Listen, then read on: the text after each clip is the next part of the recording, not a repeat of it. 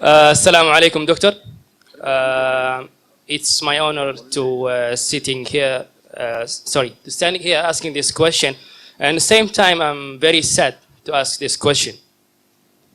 If the Qur'an is a book of the guidance, and the Islam is a religion of the knowledge and all this, then why we are Muslim as a nation, as a majority, we are standing in the back among the nations? Why, when we compare our nation with the other nations, we see a big hole between us and them? You was asked a very good question, very important question, very relevant question. That if Qur'an has so much of information regarding science, technology, it's a book of knowledge, book of guidance, then why are we Muslims backward? It's a very good question. The reason is, if we look back into the history, from the 8th to the 10th century, we read in the historical books, the Europeans, they called it as the Dark Ages. Dark for whom? Dark for the Europeans. The Arabs, the advancement they made in science and technology was phenomenal. If you had to know about science, if you want to do research of science, you had to learn Arabic. Like how today we learn English. At that time, the Muslims were on top of the world because we were close to Qur'an and Sunnah. Today, the reason the Muslims are backward is because we are far away from Qur'an and Sunnah. So Qur'an is not to blame, you and I are to blame.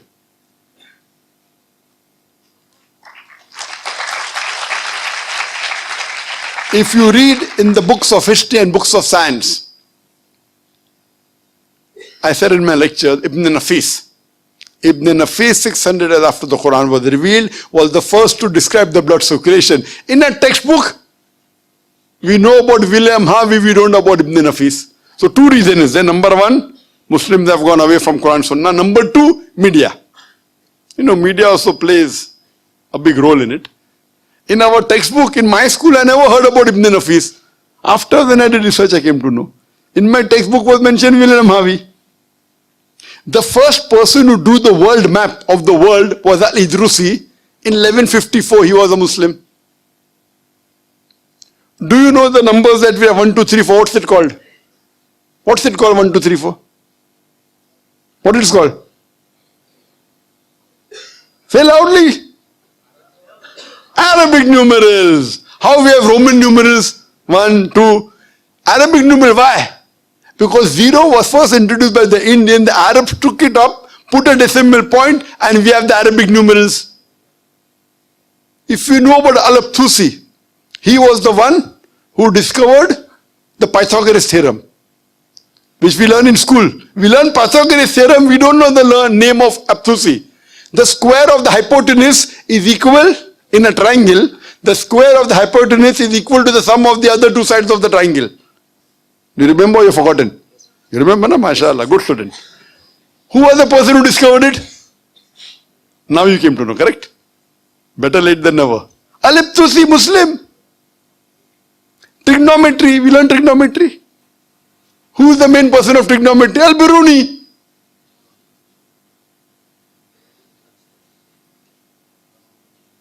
We learn chemistry. Who's the father of chemistry? We know Geber. It's not Geber, it is Jabir ibn Hayyan. They want to, change the name, westernize it, Geber. So Geber looks like a westerner, sounds like a westerner, correct? It is Jabir ibn Hayyan. He is the father of chemistry, wrote more than 200 pages, 2000 pages. He was the first who distilled alcohol. Alcohol comes from the Arabic word al-gul. Alcohol is Arabic, al-gul meaning evil spirit. He distilled it. How many people know about Al-Kindi? At the time when Newton, who's the biggest scientist in the world history, Newton said all laws are absolute. Al-Kindi said no, all laws are not absolute, they are relative. Later on, Albert Einstein came. All have heard about Einstein. How many of us have heard about Al-Kindi? The two brothers, Muhammad Ahmad and Hassan Shakir, they told the area of the earth from an angle at the Red Sea At a time when we didn't even was sure whether the earth was spherical or not. At that time they told the area of the earth which was quite accurate. If you read about Ali ibn Abbas, he wrote 2,000 pages on medicine. If you know about Ali ibn Sina, Avicenna sounds like a Western name. It's Ali ibn Sina, Aristotle of the East. You can keep on giving examples. Muslims were on top of the world because we were close to Qur'an and Sunnah. Today, we are far away from the Qur'an and Sunnah. That time, if you wanted to get advanced in science and technology, it was compulsory you learnt Arabic. Arabic was the language on top of the world. Today, where is it? Who's to blame? We are to blame. So my request to all the Muslim brothers and sisters, you go back to the Quran. Study the Quran. Quran is the most positive book in the world.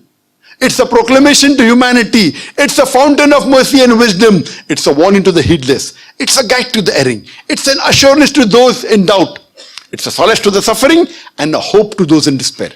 You can get all these benefits only if you read the Quran with understanding. If you don't know Arabic, read the translation of the Quran in the language you understand the best.